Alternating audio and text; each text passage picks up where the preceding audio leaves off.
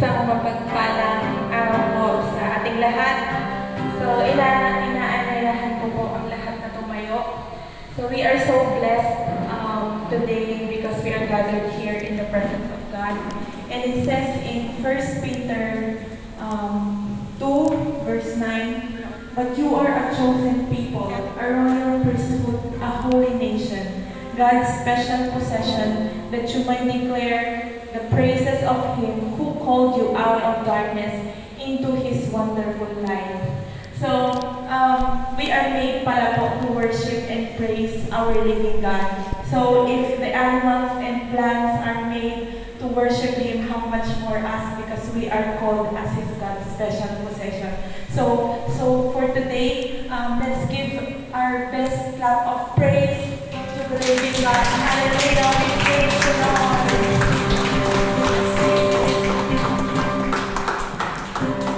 We are chosen generation, rise up, holy nation. God, we live for you. You have called us out of darkness into light so glorious. God, we live for you. We are a chosen generation, rise up, holy nation.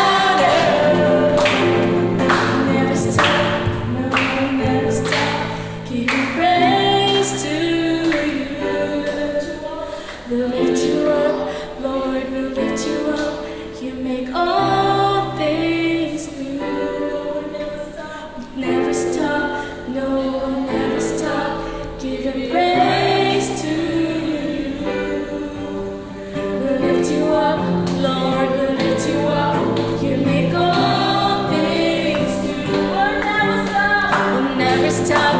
No, we'll never stop giving praise to you. We'll lift you up, Lord, we'll lift you up. You make all things new. We'll never stop, no, we'll never stop giving praise to you. We'll lift you up, Lord, we'll lift you up. You make all things new. One, two, everybody go!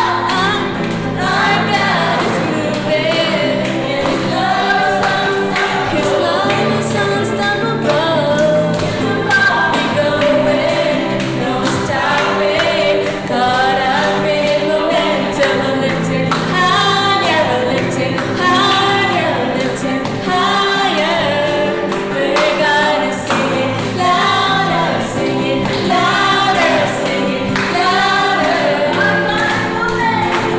Our God is moving, and His love is unstoppable. His love is unstoppable. So keep the party going, no stopping. Caught up in momentum, lifting higher, lifting higher, lifting higher. We're gonna sing it louder, sing it louder, sing it louder.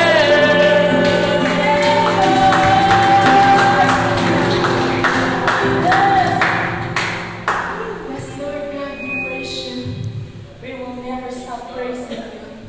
We will never stop, Lord, giving praise to you, Jesus. And so we will never stop worshiping you, God. Lord, thank you for your faithfulness in our lives, Father. You have been so good to us.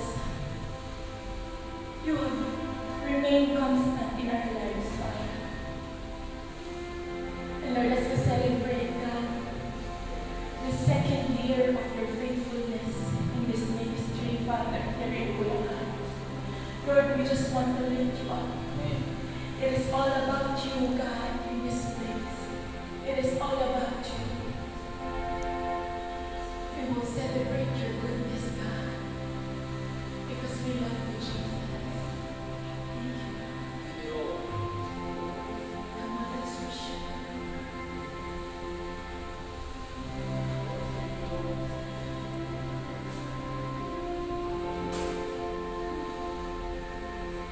I love you, Lord.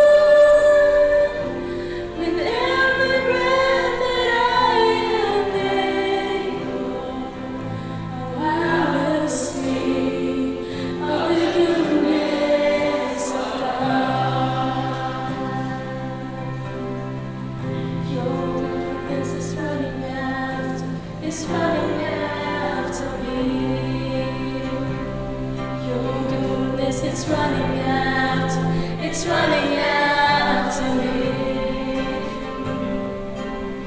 With my life laid down, I'm surrendered now. I give you everything.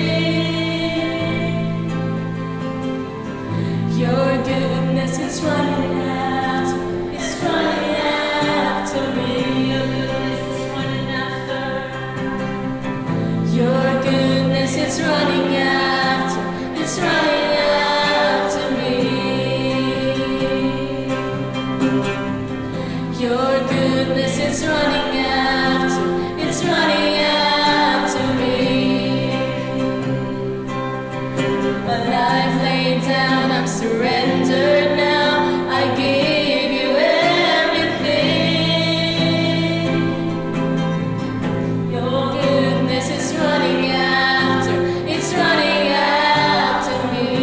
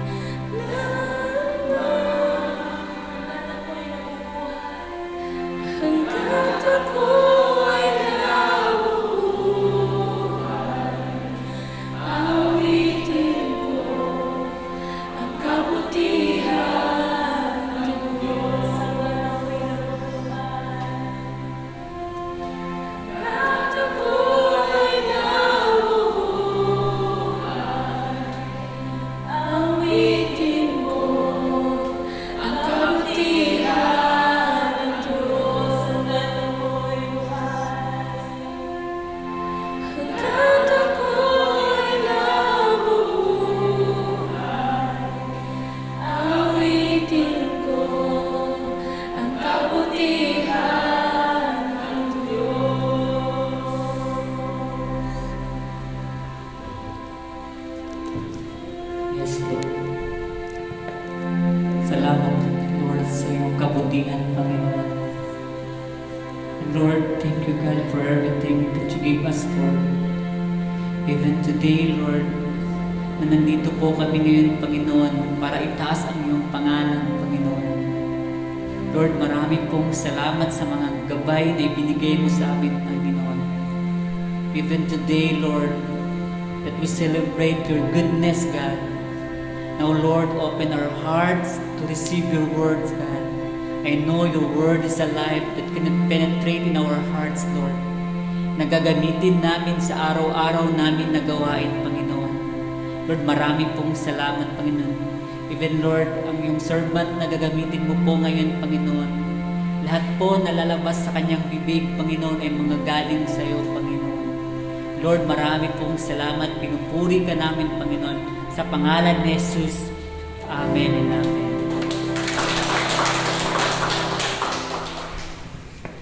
Good morning po sa lahat. Pwede na po kayong umupo.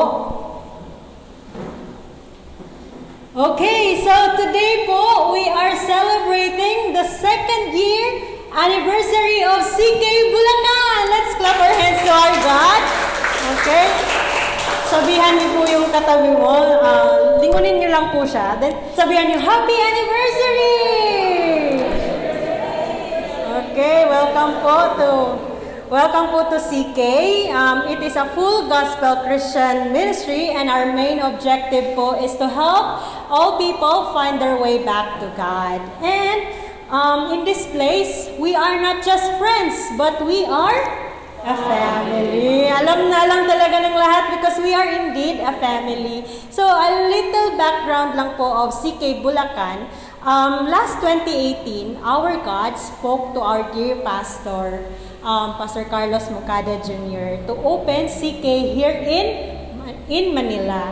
And then, last 2019 po, last 2018 po, nag-start agad ang CK sa Manila. It started last April 2018. And by that time po, hindi pa nag-1 year ang CK Manila, pinanganak na po ang CK Bulacan. And it started last 2019. Ngayon po, 2 years na po ang CK Bulacan. Palakpakan po natin ang Diyos sa buhay po ng lahat ng taga-CK Bulacan. And then ngayon naman po, we have a mighty women of God na magta-testify ngayon. So, excited na po ba kayo? Amen! Okay, so she is a mother and a missionary po. Galing po siya ng UK. Okay, so he helped me welcome Ma'am Maridel Sumera, or also known as Ate Lai. Okay?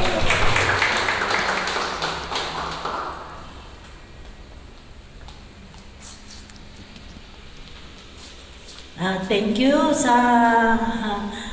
ating lahat na nandito. Glory to God. At happy anniversary sa ating lahat. Praise the Lord. Ang galing ng Panginoon sa ating buhay. Amen. Amen. Praise God. Ako po ay nandito ngayon at magsasabi kung ano ang ginawa ni Lord sa aking buhay nung pumunta ako sa ibang bansa. Praise the Lord. Ako ay isang ina na hindi masalita. Praise God. Pero may word sa akin si Lord at ayun nga, in-encourage ako ni pastor na nung pumunta ako doon, yun parang sabi ni pastor, okay, go.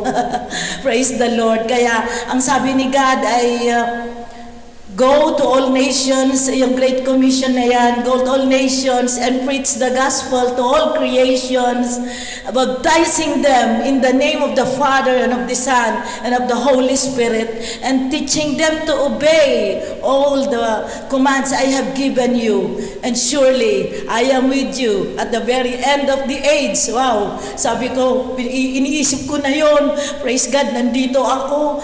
Ano kayang gagawin ko, Lord? May ipapagawa ka, bakit ako nandito? Sabi ko, kaya, ayun, at sabi pa niya, I have given you my word. and I will cover you, but by the shadow of my hand. Ayun ang mga nagpapalakas sa akin, kaya bawat punta ko na lugar, iniisip ko yun. Sabi ko, Lord, oh God, pinapunta mo ako rito sa layo-layong lugar. Kako, anong gagawin ko? Kaya, ayun, ang sabi pa niya, I anointed you. Sabi pa niya, kaya, Lord, sige, sabi mo, nandito ka lang sa akin. Sige, maglalakas loob ako. Maski na saan ako pupunta, sa park man, sa mall, basta may pagkakataon. Hello, gumaganon po ako. Mga British na yan, ha? Sabi ko, wala, Lord, help me. Baka mamaya magsalita na sila ito. Hindi mahirap kasi intindihin yung mga salita nila. Yung mga accent nila. Kaya, pardon, ginaganon ko na lang. And then, sabi ko, tira ako ng tira. Do you know Jesus? You have Jesus in your life? Yeah. And then, ayun, pag nakikita ko interesado sila, kasi nakikita mo naman sa mga buhay nila, sa mga mukha nila na kailangan nila si Jesus.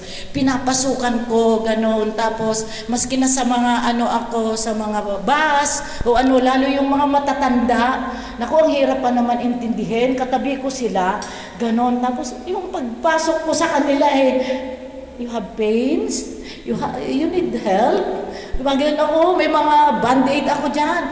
Yeah, your skin is bleeding. Can I help you? Ayun, I have band-aid here. Yung binibigyan ko sila, gano'n. The way para maano ko sila at maipasok ko yung ni Lord. And then yun, papasukan ko na sila pag may pagkakataon, gano'n. Sabi ko, sana maintindihan mo. Praise God. And then, kung alam kong naiintindihan na rin nila, pinapa-accept ko. At least kasi matatanda na sila. At least naipa-accept ko si Lord sa buhay nila. Ganon. Kaya sabi ko, thank you Lord at nagamit mo ako. Kasi kung mamatay na ito, 80 ang edad, 85, ganon. At least naibigay ko na sa iyo, Lord. Oh God, nakasali na sila sa Book of Life, ganon. And then, ayun, natutuwa sila. And then, yun, kaya, thank you, yun, hanggang nila. Ang pinaka-importante pa nito, praise God, mayroon akong na-share na malapit na talagang sa kukunin na yata ng kaaway. Praise the Lord. Dati siyang leader. And then ayun, may nag-spiritual warfare kami nito. Ilang beses kaming iniinanyayahan sa bahay nila. At meron palang nakatago doon na parang yung mga kwentas na gano'n, binibigay daw.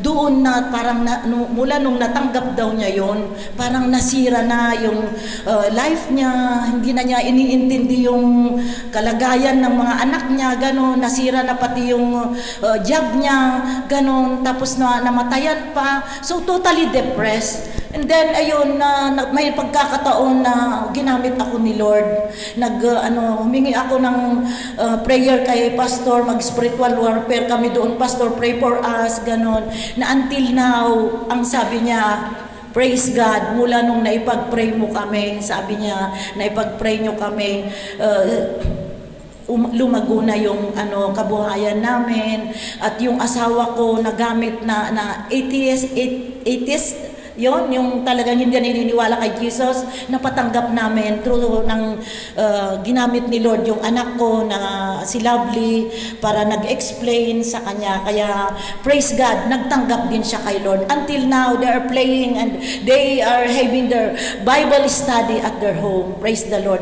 Sinesharean ko na rin ng mga link dito. Praise God. Purihin ang Diyos sa atin at praise God. Ang pagpapala ay hindi nawawala pag gumawa tayo ng mga ganyan. Thank you, Lord. Hallelujah. Okay, thank you po, Ate Lai. Ngayon naman po is another mighty woman of God. She's also a mother and she's from Cavite po. She's none other than Tita Emmy Tenya. Okay.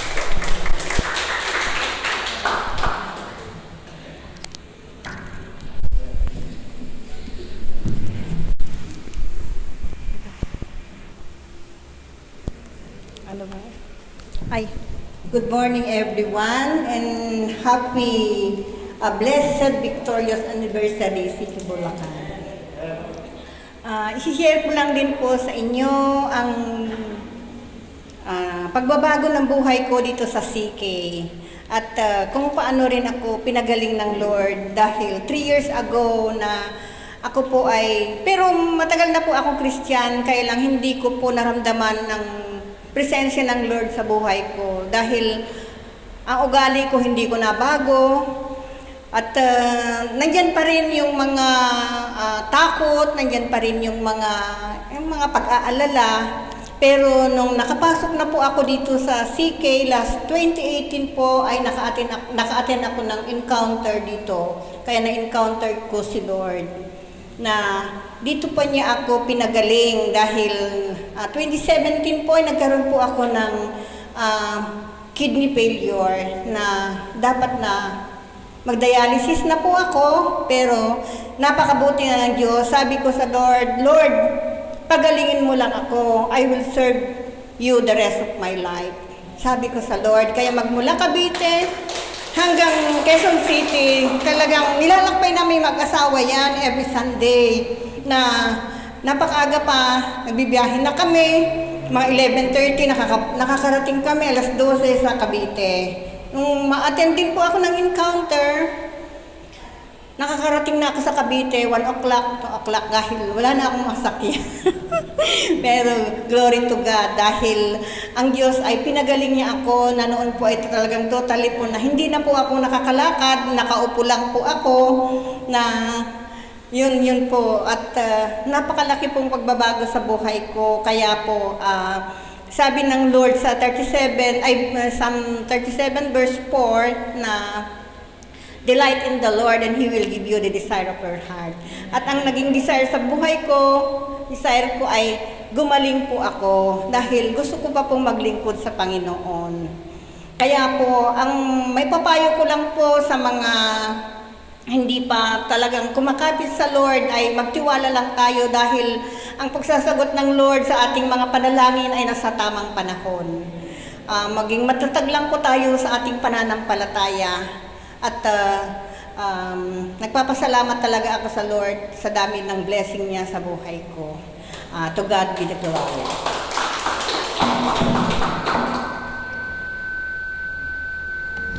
Amen. Praise God. So ngayon po, it's time for us to hear the message of God. And napakapalad po natin dahil andito po ngayon ang ating pastor na si Pastor Carlos Moncada. Isang mapagpalang, mapagtagumpay na second anniversary ng ating CK Bulacan. Palakpakan natin ang ating Panginoon. Hallelujah! Kahit tayo ay nasa gitna ng pandemic at yung iba ay hindi pa makalabas ng bahay, sa biyaya ni God, andito tayo ngayon. Mas mapalad nga po ang CK Bulacan compared sa CK Manila dahil ang CK Manila hindi tayo naka-celebrate ng katulad nito. Digital ang ating celebration dahil sa Manila ay naka-GCQ pa rin ngayon. Limited up to 10 to 15 maximum ang pwedeng mag-gather. Pero dito, salamat sa Panginoon dahil nasa MJCQ na tayo parang Cebu at katulad ng iba pang mga lugar katulad ng Ilocos. Kaya pwede na mag-gather katulad nito, though limited lang ang mga tao na dapat pumasok dahil nga hindi pwedeng magsiksikan. Kailangan natin mag-maintain ng social distancing. Pero salamat sa Panginoon dahil here in Bulacan sa ating second anniversary, tayo ay inalaw ni God na magkita-kita. Reunion na rin po ng 1 year halos. Almost 1 year na hindi nagkita-kita. I'm glad to see you all na strong and healthy spiritually and physically. Kaya sa ngayon po, ang aking tungkulin mula pa ho Cebu ay upang i-deliver ang mensahe ng Panginoon. Kaya naman ako'y nakalipad sa biyaya ni God. Maraming mga requirements. Kailangan ng barangay clearance, kailangan ng health certificate, kailangan ng mayor's certification that I am fit to travel. And finally, ang PNP ay haharap din doon para i-check kung pwede bang mag-travel ito. At sa biyaya ni God ay approve naman lahat, nakalusot at nakalipad at nakalanding. Pagdating ko dito ay may kaibigan tayong bishop, si Bishop Oriel, na gustong makipag-fellowshipping sa akin. Kaya from airport, dala-dala ko ang aking malita. Diretso kagad ako sa MOA. Nakatingin yung mga tao dahil silang lahat walang dalang katulad ko. Pero ako sa biyaya ni Lord ay binigyan ng kalakasan ni God. Ang aking malita ay aking bit diretso sa mall. Wala na palang lalagyan doon ng mga baggage. Kaya dala-dala ko hanggang doon kung saan kami nag-lunch fellowship. Dahil dati may baggage man doon sa likod na pwedeng i-deposit. Ngayon wala na pala. Simula nung pandemic, wala na raw. Kaya dala-dala lang. Probinsyano ang dating. Galing probinsya talaga. Pero sa biyaya ni Lord ay isang blessing. Nakamit ko doon ang servant ni God na tuwang-tuwa na kahit nasa pandemic tayo, ay may anniversary celebration pa rin tayo. Kasi isa pang malakas na palakpak sa ating Panginoon. Kaya ito ay breakthrough para sa atin. Sa ngayon po, dahil ito ay ating nare-record, ay kasama din natin ang ating mga kapatid from different parts of the country. Ito, nasa Luzon tayo, sa Visayas, hindi lang Cebu. Sa Cebu, marami tayong services ngayon ay kasabay. At ito ay ating nare-record din. Makikita natin ito sa ating live streaming. Ang CK Bulacan anniversary. Kasama rin natin ang sa ibang mga probinsya ng Visayas, katulad ng Bacolod, Negros Occidental yon. Meron tayong mga kapatid din sa Iloilo, may mga kapatid tayo sa Bohol, may mga kapatid tayo sa Siquijor, may mga kapatid tayo sa Masbate. Masbate yata part ng Luzon, pero dikit na rin ang Kabisayaan. At sa Mindanao, meron tayong mga taga General Santos, taga Zamboanga, may mga taga Cagayan. Sila ay kasama rin natin sa ngayon sa ating live streaming. At ganoon din ang ating mga taga Hong Kong na palagi nakatutok sa ating live streaming from HK Hong Kong. At meron din tayong from UK, galing doon si Atilay, andoon ang ating mga kapatid. Palagi rin naka-connect sa ating live streaming at ganoon din sa Israel. Sa Israel mismo, ang bayan ng ating Panginoon, ready na rin sila doon. They're inviting me na pumunta doon. Dapat January. Sabi ko mukhang nauna ang London. Kaya lang nag-lockdown din ang London, nag-lockdown din ang Israel. Kaya sabi ko, in God's time na lang. Marami pong bubuksan sa Pilipinas. In God's time ay lilipad tayo dyan. Sabi ko, naka-ready na ang malita ko. Anytime, basta bumukas lang ang border, pasok ka agad sa biyaya ng Panginoon. Kaya yan ho kasi ang ating assignment. Bringing the world back to God. Kaya ito po yung tema ng ating celebration. Not only in Cebu, not only in Manila, but here in Hong Kong. Hong Kong, akala ko nasa Hong Kong na ako.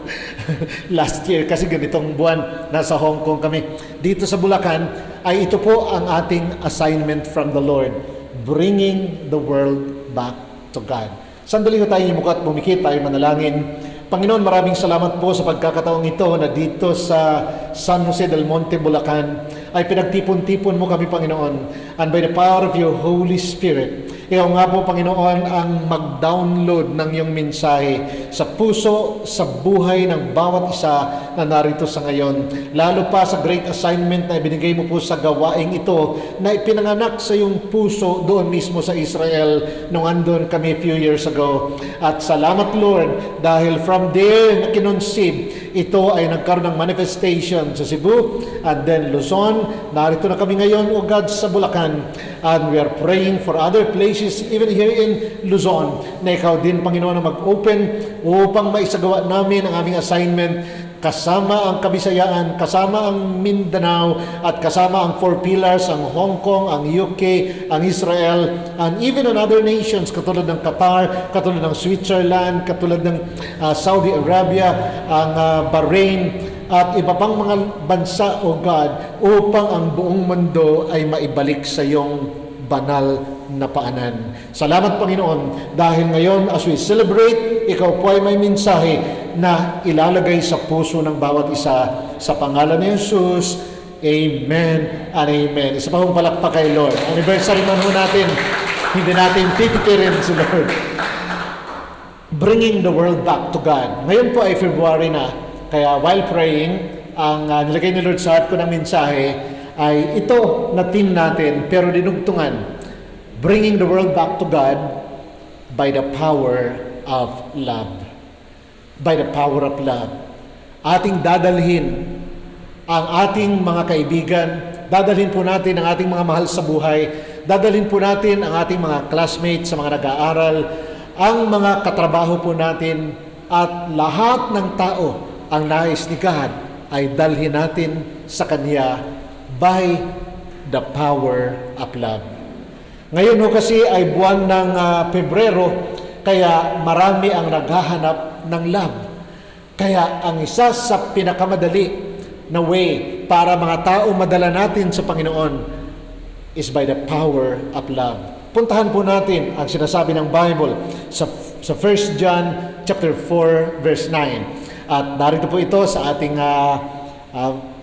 PowerPoint. Basahin po natin ang sabay-sabay. Ready? 1, 2, 3, go. In this, the love of God was manifested toward us, that God has sent His only begotten Son into the world, that we might live through Him. Ang sabi po ng Bible, in this, the love of God was manifested. Ang pag-ibig ng Diyos ay nahayag. Meron pong Tagalog na version tayo, basahin po natin sa Tagalog. Ready, go. Dito nahayag ang pag-ibig ng Diyos sa atin, sapagkat sinugo ng Diyos ang kanyang bugtong na anak sa sanlibutan upang tayo'y mabuhay sa pamamagitan niya. Mga kapatid, dito nahayag ang pag-ibig ng Diyos. Ang target po ng pag-ibig ng Diyos ay narito, sanlibutan, upang tayo'y mabuhay sa pamamagitan niya. This world is God's target because for God so loved the world. Mahal na mahal ni God ang buong mundong ito. Mahal na mahal ni God ang lahat ng tao sa mundong ito.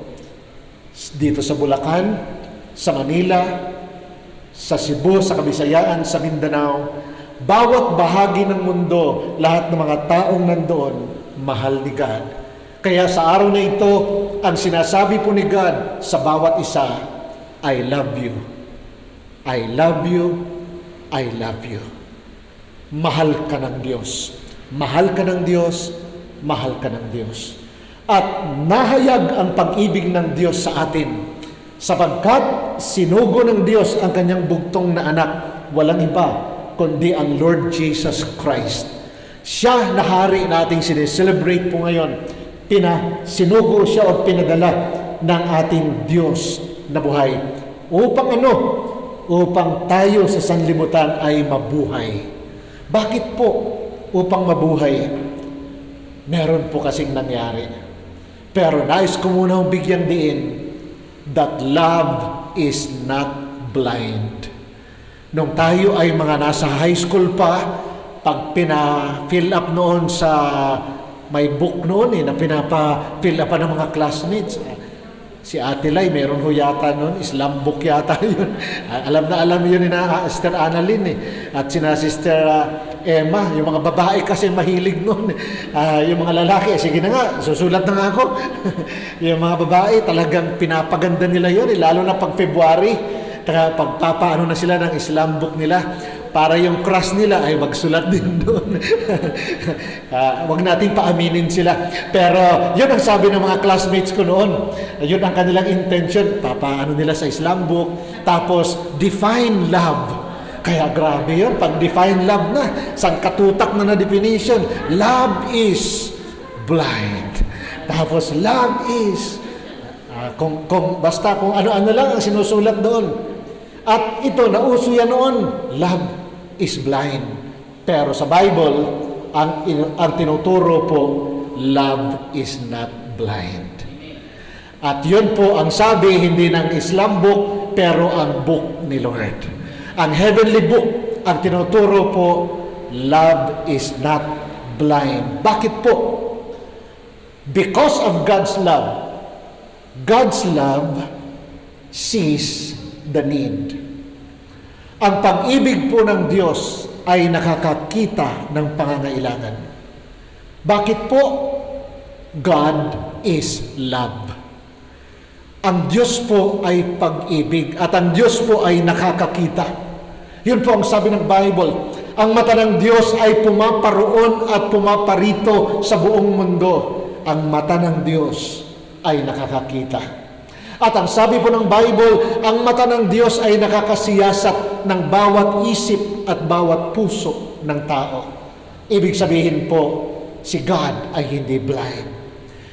God is not blind, at dahil ang sabi ng Bible, God is love, so love is not blind. And God's love sees the need.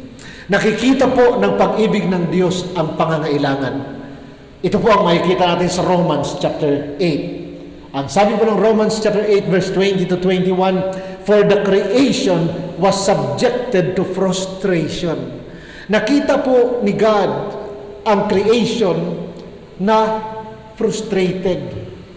Ngayon po, dahil sa pandemic, ang daming frustrated. Ang kanilang kabuhayan, bagsak. Ang kanilang trabaho, apektado.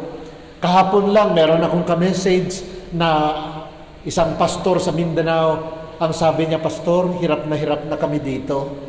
Affected talaga kami sa pandemic. Abnormal na ang gawain ng Panginoon. Kaya marami hong apektado. Kahit gawain ng Lord, affected. Pero meron po tayong Diyos, ang Diyos ng pag-ibig, and God's love sees the need.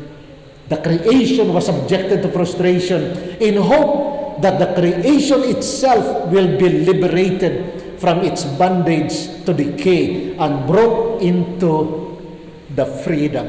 Ano po ang nangyari sa creation, ang mundong ito? Sa ngayon po, dahil sa virus na to, nakagapos po, bondage. At dahil sa virus na ito, decay, dahan-dahang parang nabubulok, and brought into the freedom because God loves us. Meron hong freedom kung ang mundong ito ay ibabalik sa Diyos. Through the Lord Jesus. Ang Lord Jesus po ang umako doon sa krus ng Kalbaryo ng kasalanan na naging dahilan bakit meron hong ganitong kalagayan sa mundong ibabaw. Ito pong pandemic na ito ay bunga ho ito ng kasalanan ng sangkatauhan. Dahil sa kasalanan ng buong sangkatauhan, merong judgment na inalaw si God, kaya affected ang buong mundo, pero sa biyaya ni Lord, narito tayo, meaning hindi tayo apektado. Palakpakan natin ang ating Panginoon. Mga kapatid, God's love sees the need. Ang pag-ibig ni God, yun po ang nakakakita ng pangangailangan. Itong araw po na ito, ang isang halos mamatay-matay na 35 years ago, at sa biyaya ni God, ako po yun. I was dying. I was so helpless and so hopeless. Yung gamot na binigay ng aming university physician, ininom ko for free yun dahil nag-work ako sa university na yon, yung Polytechnic University of the Philippines. Nung time na yon ay halos gumapang ako para lang makapag-aral. Dahil nagka-problem ang aming family sa Samar, principal ang father ko nandun sa isang school, pinagkaisahan siya ng kanyang mga yung naiinggit sa kanya, kinasuhan siya na kung ano-ano, hindi na kami masuportahan sa Manila, nag-working student ako para lang maigapang ang pag-aaral.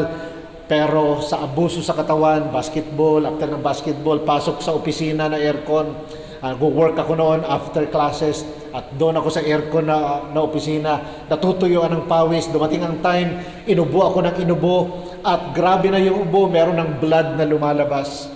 In the inside, I was getting, I experienced deterioration in the inside. Dahan-dahang ramdam ko sa loob ko, wala na, ubos na ang lakas ng loob. Dati-rati pang nagkalagnat ako, ay jogging lang, pag pinagpawisan, tanggal ang lagnat. Dati-rati pag inubo ako, kumakain lang ako ng Vicks, tapos jogging-jogging, tanggal yung ubo. Ganyan noon ang aking stamina. Pero sa abuso sa katawan, nag-jogging na ako, hindi natanggal ang lagnat. Lumundag-lundag na, kumain ng maraming Vicks, hindi nadala sa Vicks. At blood na ang lumalabas. And one early morning, God's love came. God's love sees the need. God saw me that I was in need. Yung Bible na hindi ko pinapansin, binigay ng classmate ko dahil sa pride, sa isip ko, bakit ako tuturuan itong classmate ko? Ako nga ang nagtuturo sa kanya ng accounting, hindi siya makaintindi ng lesson na makalupa, tapos tuturuan daw ako ng lesson na makalangit. So ba't ako maniniwala sa kanya? Dapat maintindihan niya muna ang lupa bago siya magturo tungkol sa langit. Meron po akong kayabangan na hindi ko lang pinapakita sa kanya, sa isip ko lang at sa puso. Kaya yung Bible na binigay niya, hindi ko binasa. Andoon lang sa bookshelf. Pero nung early morning na yon, na hindi na ako makahinga, I was dying. Yung terminology nga na gamit namin noon, terminology kanto, ay isang langaw na lang ang pipirma, goodbye na. Ganon yung feeling ko nung time na yon. Pero yung Bible na yon, nilid ako ni God because God saw my need. He led me to get that Bible. First page, dahan-dahan kong binasa. At habang po ako'y nagbabasa, page after page, naging buhay po yung mga salita ni God. Na as if God was just in front of me, talking to me.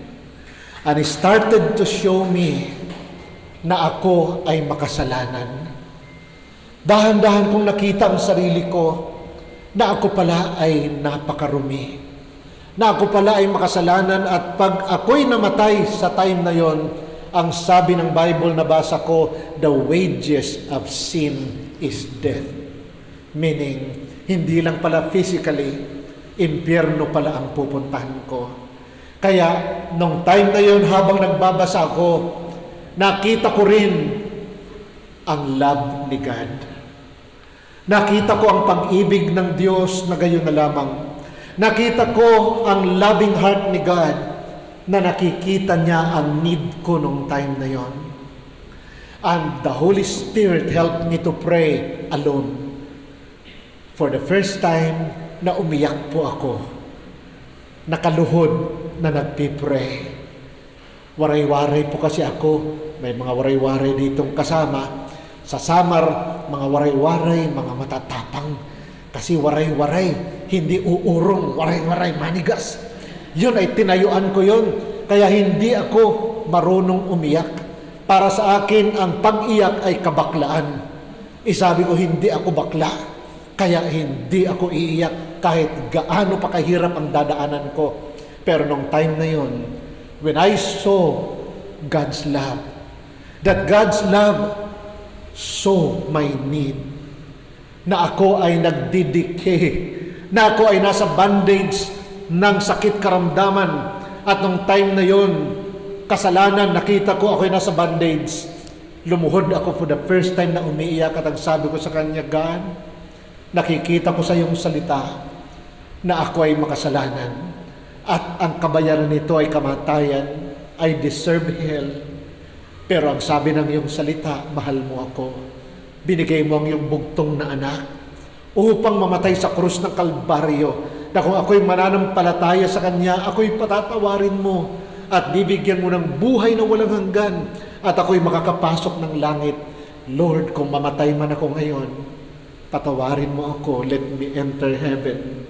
Dahil nagpakahirap ako sa mundong ito, trabaho kalabaw, tapos aral para lang makagraduate, tapos mamamatay lang ako. Lord, sayang naman ang aking paghihirap. Tapos impyerno pa. Okay na lang, Lord, kahit di ko matapos ang pag-aaral, basta langit ako. Yun po ang prayer ko nung time na yon. Ang mabuti po, nadugtungan ko. Ang nadugtong ko po, Lord, kung bubuhayin mo naman ako, paglilingkuran kita habang ako'y nabubuhay. That was 35 years ago. The same day ngayon, February 7, 1986, tandang-tanda ko pa ang lahat-lahat. God's love saw my need. I needed Him. After 1 week, araw-araw po akong nagbabasa ng Bible. Natapos ko po from cover to cover. At araw-araw ako ay nagpipray at kiniklaim ko ang kanyang healing power. God saw my need. Yan ang number 1 na katotohanan po. Ano man ho ang kalagayan natin sa ngayon dito sa Bulacan at yung mga nanonood po sa ating live streaming, ang Diyos po, ang pag-ibig niya ay hindi bulag. Nakikita ng love ni God ang ating pangangailangan. And He loves you and me. He cares for all of us. And He loves the world. And He wants the world to be brought back to Him. Pwede bang palakpakan natin si God, mga kapatid? Number 2 po na katotohanan. God's love feels the need. Ang pag-ibig po ng Diyos hindi lang nakakakita ng ating pangangailangan. God's love feels the need. Nararamdaman po ang ating pangangailangan. Yun po ang makikita natin sa John chapter 8 verse 33 to 35. Pwede ho bang basahin natin? Ready, go. When Jesus saw her weeping, and the Jews who had come along with her also weeping, He was deeply moved in spirit and troubled. Where have you laid him? He asked. Come and see, Lord. They replied, Jesus wept. Ito pong 2 words, Jesus wept, is the shortest verse in the Bible. 2 words lang, shortest verse. Pero ito po ang proof that God's love feels the need. Nakakaramdam ang pag-ibig ng Diyos sa need natin. Ang kwento pong ito ay nung ang kaibigan ni Lord Jesus na si Lazarus ay namatay. Namatay ang kanyang kaibigan si Lazarus, nasa ibang lugar siya, nangangaral ng salita ng Diyos, nagpapagaling ng mga may sakit, nagpapakain ng nagugutom. Kaya naman yung kanyang friend na si Lazarus na nasa malubhang karamdaman ay wala siya doon. At nung ang Lord Jesus ay dumating, ang mga kapatid ni Lazarus lumapit sa kanya. Jesus saw her. Isa sa kapatid na babae ni Lazarus ay umiiyak. At yung mga Hudyo na andun, nag-iiyakan silang lahat. Yun ang sabi ng Bible. At ang sabi ng salita ng Diyos, He was deeply moved in spirit and troubled. Naramdaman ni Lord Jesus. God's love feels the need. Naramdaman ni Lord Jesus yung kanilang nararamdaman, ang pagdadalamhati nila dahil sila'y namatayan. At ang sabi ni Lord, where have you laid him? Saan niyo inilibing si Lazarus? Yun ang kanyang tanong. Ang sagot nila, come and see, Lord. Narito po. Sama po kayo, tingnan niyo po.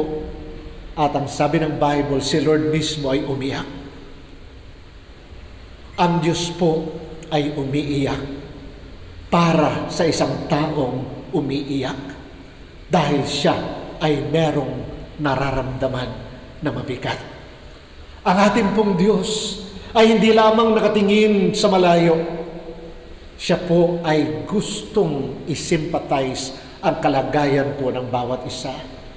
Until now, the Lord Jesus is weeping for the world. Lalo pat sa mga tinamaan ng COVID. Kaya nung si Ate Lai nasa London pa, at nung siya ay nag-message na kailangan ng prayer dahil ang kanyang anak ay meron ng symptoms, I really cried out to God. Dahil kung sakali siya ay maapektuhan, damay-damay si Ate Lai, pati ang kanyang apo. At walang pwedeng pumunta. Hindi pwedeng pumunta doon si Dr. Claire. Walang pwedeng pumunta. Dahil nung time na yun ay nasa kainitan. Na pag merong doon, iiwanan na lang. Ang pamilya ni hindi mapuntahan, hindi na makausap. Abo na lang na ibibigay. Kaya yun ang abo na lang ang ibibigay. At paano din yung maglola? At sila din ay naapektuhan. So abo na rin ang uuwi sa Pilipinas. And I started to cry out to God because I felt the love of God feels the need to intervene. At by God's grace, noong time na yon ay na-negative. At lumipas ang panahon, nagulat din ako. One early morning, naka-receive ako ng message. Wala na si Ate Lai doon eh. Kanyang anak na ang nag-message, Pastor, please pray for me. Positive po ako. Nagulat ako. Ako'y nagbabasa ng Bible na yun. Positive. Mga kapatid, I just saw that God's love feels the need. Si Lord ay umiiyak din para sa nangangailangan. Kaya nga po, narito ang ministry ito. Kaya nagkaroon ng CK Bulacan.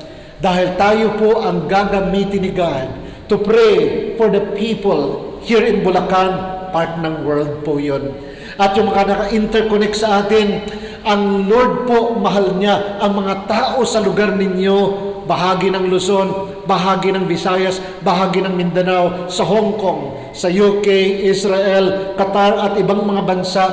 Mahal po ni God ang lahat ng tao doon. Kaya lang si Lord po ay naghahanap ng magpapagamit sa Kanya upang ang mga tao na wala kay God, ilapit natin sa Kanya nang maramdaman nila at maranasan ang pag-ibig ng Diyos. That God loves us, and God's love is not only watching us, but God's love can feel and can sympathize with us. Naranasan ko po yun personally. Nung ako po ay umiiyak na kay God, Lord, kung mamamatay ako, I want to go to heaven. But if you will heal me, I will serve you the rest of my life. At nung time na yon, I just felt the love of God. Merong natanggal na parang tinik sa aking katawan. Gumaan ang pakiramdam ko. From that day on, I enjoyed the presence of God and the love of God. God's love feels the need. Naramdaman ko na si God ang siyang kumalinga sa akin para akong kinarga na wala ng lakas. Because God's love feels the need. Mga kapatid, ito po ang katotohanan na sa panahon natin ngayon, meron tayong Diyos na pwedeng asahan. Dahil ikatlong katotohanan, God's love sees the need, God's love feels the need, and God's love steps out or steps in to meet the need. Ang pag-ibig ng Diyos ay hahakbang po para katagpuin ang ating pangangailangan. Yun po ang makikita natin sa Bible. Sa next slide natin ay makikita natin that in Romans chapter 8 verse 32, basahin po natin. May request, basahin natin Romans 8:32. Simulan natin sa He who did not, ready go. He who did not spare His own Son, but gave Him up for us all, how will He not also along with Him graciously give us all things? Ang love po ni God ay may hakbang na gagawin. God's love steps in to meet the need. Ano po ang tinuturo ng Bible? God gave us all to save us all. Binigay niya ang lahat.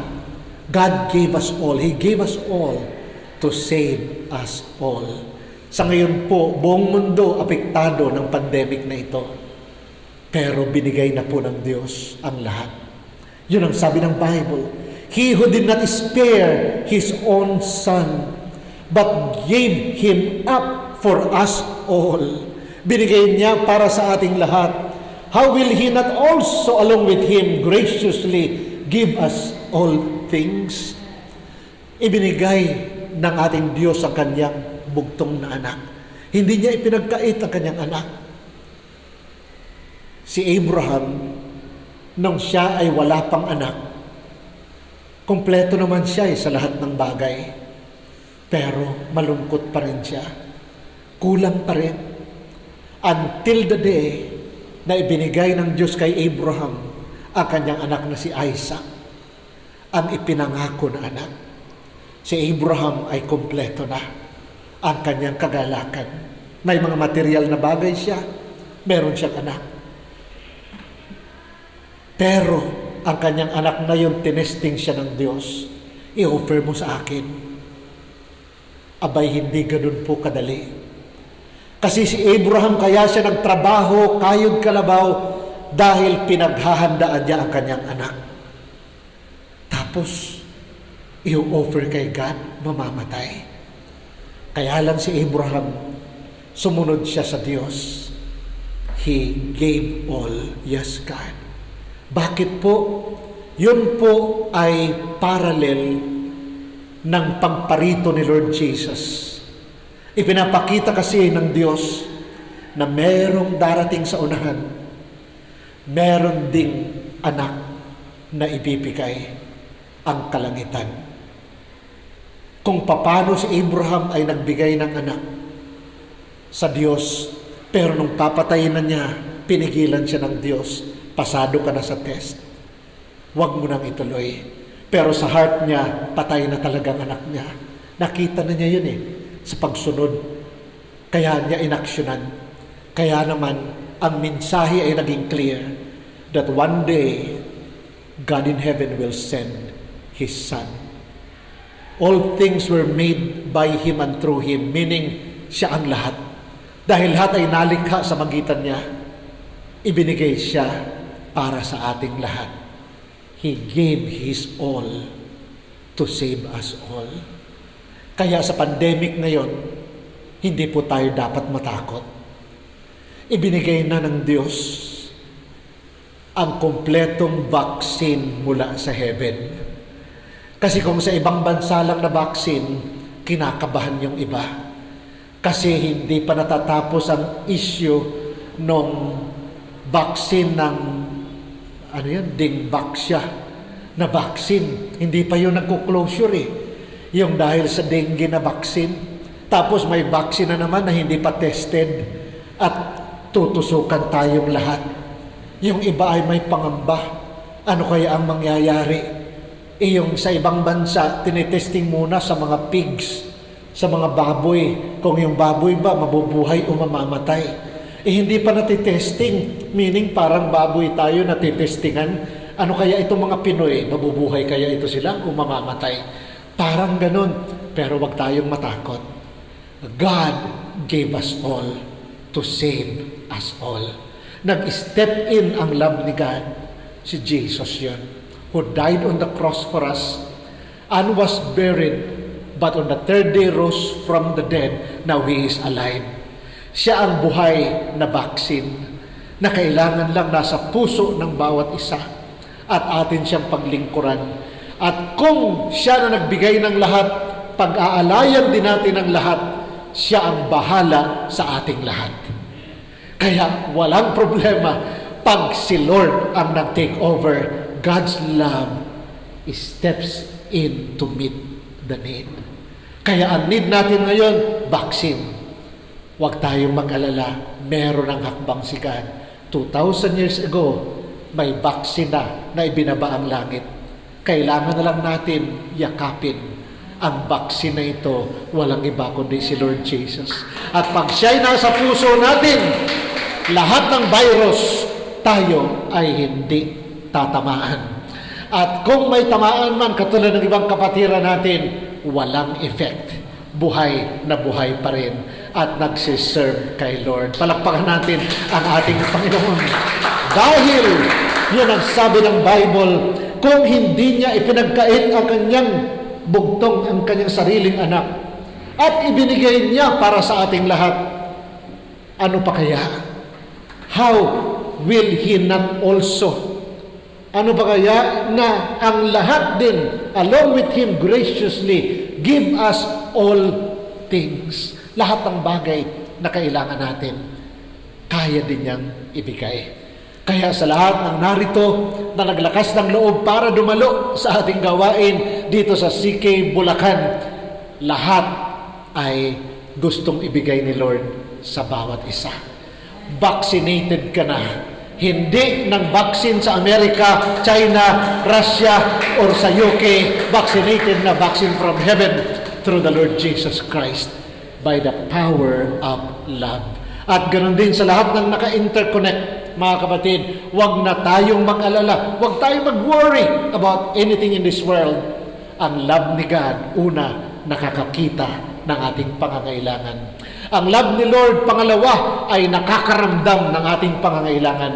At ang love ni Lord, pangatlo, ay humahakbang para tugunin ang ating pangangailangan. Yan ang love ni God. Kaya nga po, love is not blind. Because God is love. And God's love sees the need. And God's love feels the need. And God's love steps in to meet the need. Wala na tayong hahanapin pa if we have Jesus in our hearts. Paghariin po natin siya sa ating puso. And today, let us celebrate the kingship of our Lord Jesus Christ in this place and together with those who are interconnected with us. Tumayo po tayong lahat. Tayo po ay mananalangin. Yung kinanta po natin kanina ay ito po ay awitin. Personally, ay nag-touch ang heart ko dahil sa araw na to, kahapon po pumunta ako doon sa lugar na kung saan ko na-encounter si God. Tumira kami noon na magkakapatid doon sa M. de la Fuente Street. M. de la Fuente Street, Sampaloc, Manila. Doon po yung time na yon that I was dying. Yan po yung time na yon that I was so helpless. Boarding house po yun. Andun ang aking kapatid na panganay. Andun ang aking kapatid na bunso. Pero hindi po nila alam that I was dying. Kasi ayokong mag-worry sila dahil nung time na yon po ay magulo ang Pilipinas. Papunta ho yun ang EDSA Revolution. Nag-snap election po yun, first week of February 1986. Tapos nagkadayaan, nagkagulo. Lahat ng mga lansangan ng Maynila, sinusunog yung mga exterior na mga sira. Kinakalampag yung mga kaldero. At ako po ay isa sa aktivista din noon. Kaya lang, ako'y nagkasakit. Kaya nasa loob lang ako ng boarding house. Ang kuya ko, aktivista, palagi nasa labas, busy. Yung bunso ko naman, dahil walang pasok, andun sa telebisyon, nanonood dahil nga magulo na ang Pilipinas. So mag-isa lang ako doon sa aming room. I was dying. But God's love saw my need. Nakita ni God ang isang katulad ko nung time na yon na malapit ng mamatay. At dahil naramdaman ng love ni God ang aking karamdaman, He stepped in to meet that need. Dapat impyerno na po ako 35 years ago. At lulutang-lutang sana ako sa impyerno hanggang ngayon, hanggang eternity. But Jesus came. Na-rescue ako sa hell. Hindi lang sa hell. Na-rescue ang katawan ko na dapat ibinurol na 35 years ago. Ngayon, buhay na buhay. Kahit may COVID, nagta-travel.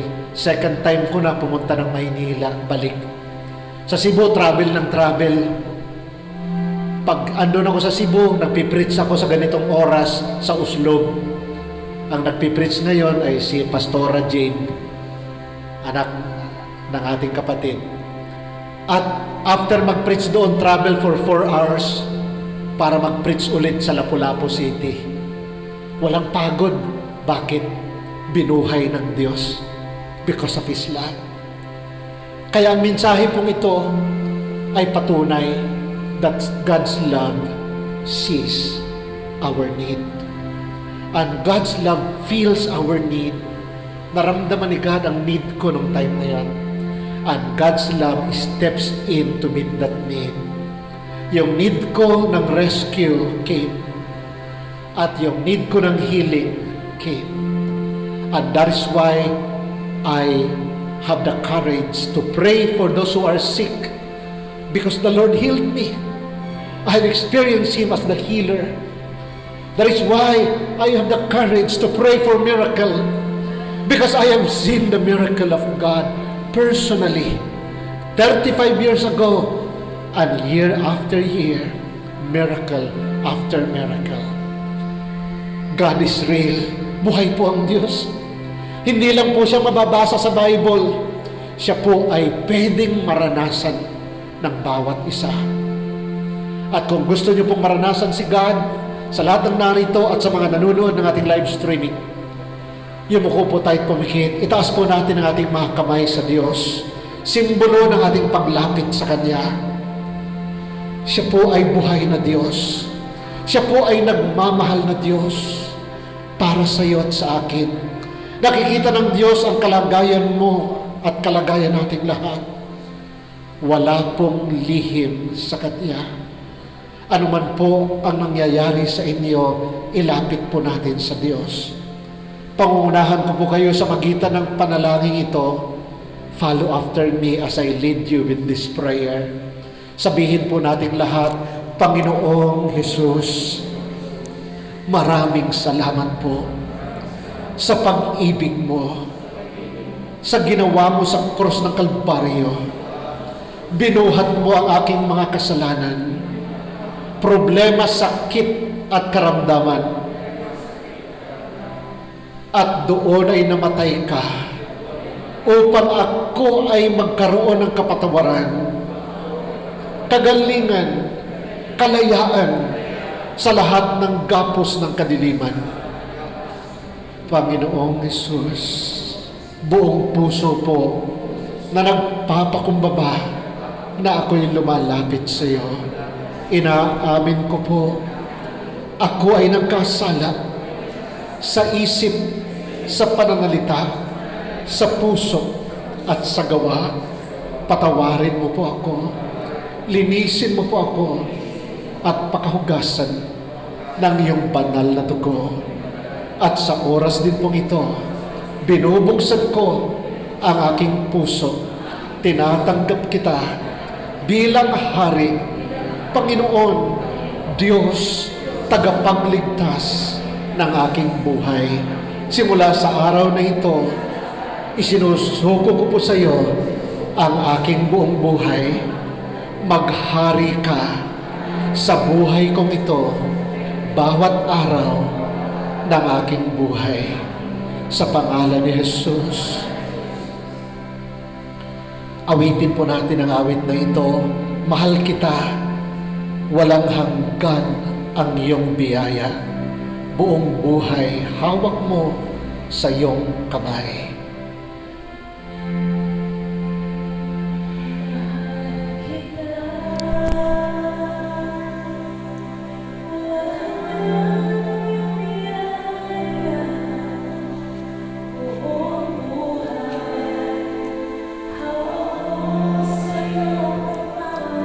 Mula sa aking pagmulan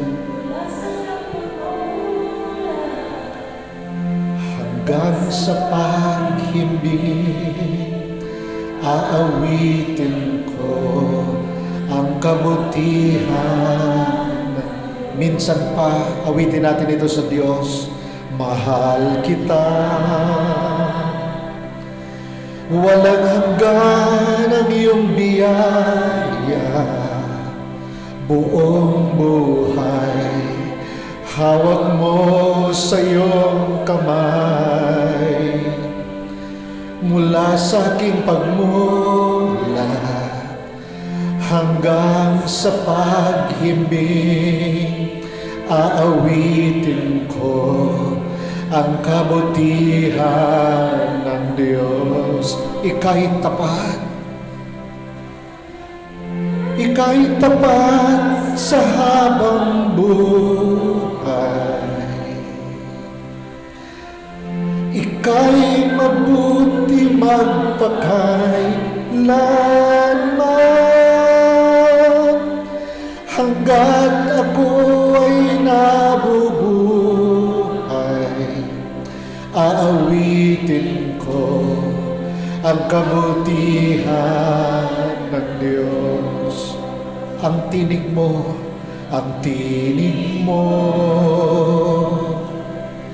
siyang gabay sa kasakitan, sa gitna ng kadiliman, ika'y aking kaibigan.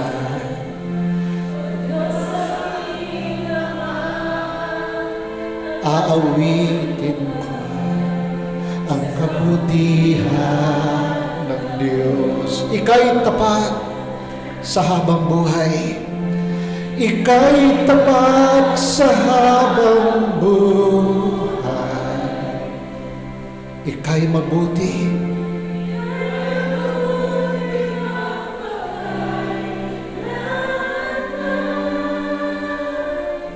Hanggat ako ay nabubuhay, aawitin ko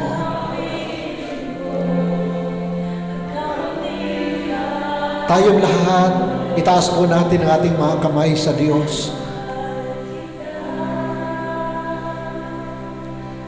Walang hanggan ang iyong biyaya. Hawak mo sa iyong kamay mula sa aking pagmulat hanggang sa paghimbing. Aawitin ko ang kabutihan. Tayong lahat po, ika'y tapat sa habang buhay. Ika'y tapat sa habang buhay. Ika'y mabuti. Ika'y mabuti magpakailanman hanggat ako aawitin ko ang kabutihan ng Diyos.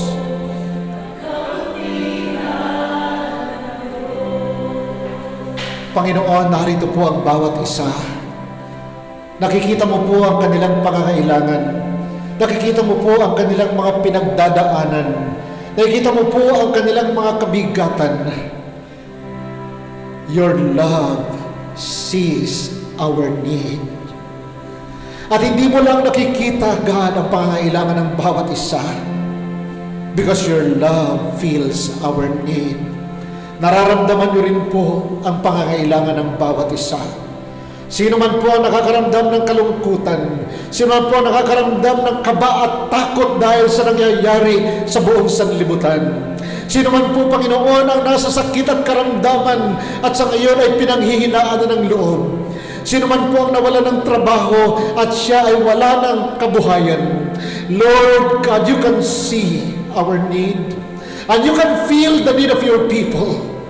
At ang iyong salita ay tinuturuan kami na ang pag-ibig mo ay humahakbang para tugunin ang aming pangangailangan. Kaya naman, O Diyos na buhay, abutin mo po ang bawat isa. Hipuin mo po ang bawat puso na narito sa CK Bulacan 2nd Anniversary Celebration.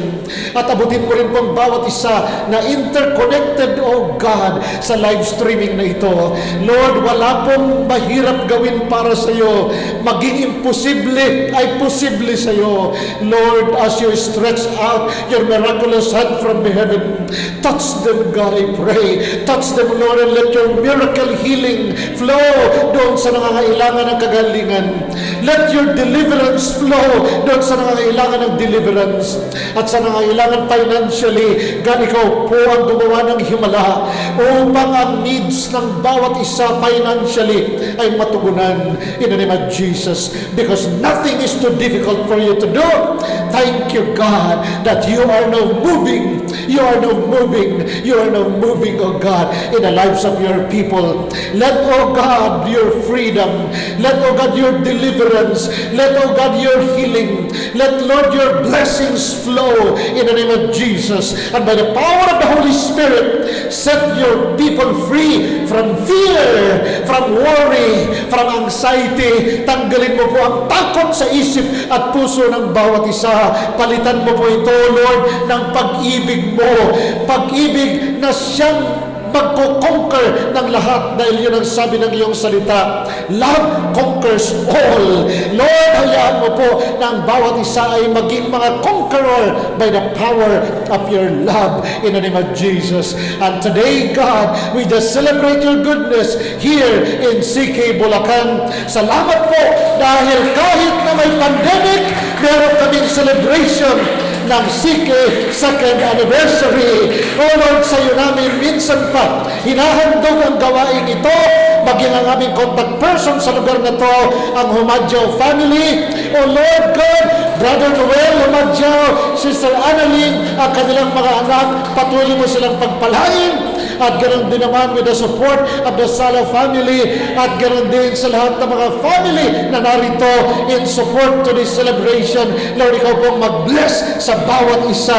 Sa pangalan ni Jesus, in the midst of famine, your people will enjoy plenty, plenty, plenty, plenty in the midst of famine.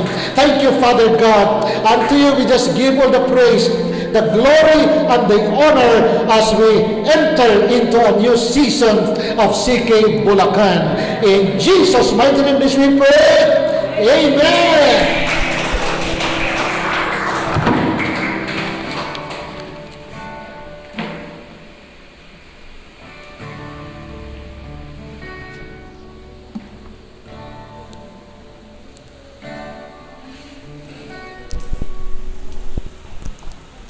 Amen. Praise God. So let's celebrate in victory. Pasalamatan natin ang Panginoon sa kanyang pagmamahal sa ating buhay.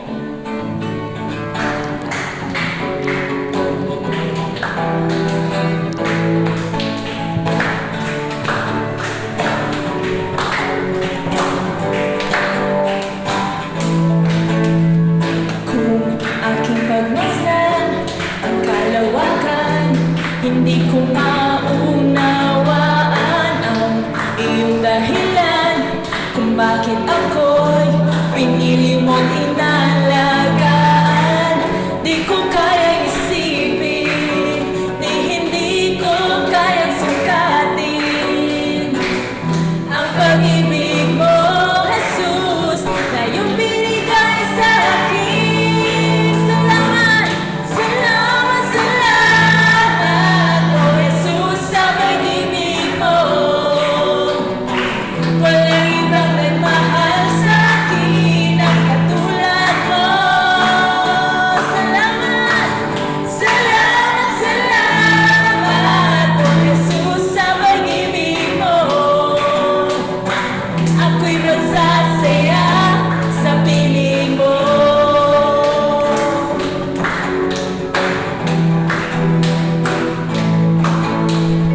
Kung may pagsubok man o kagipitan, hindi mo ko bababa.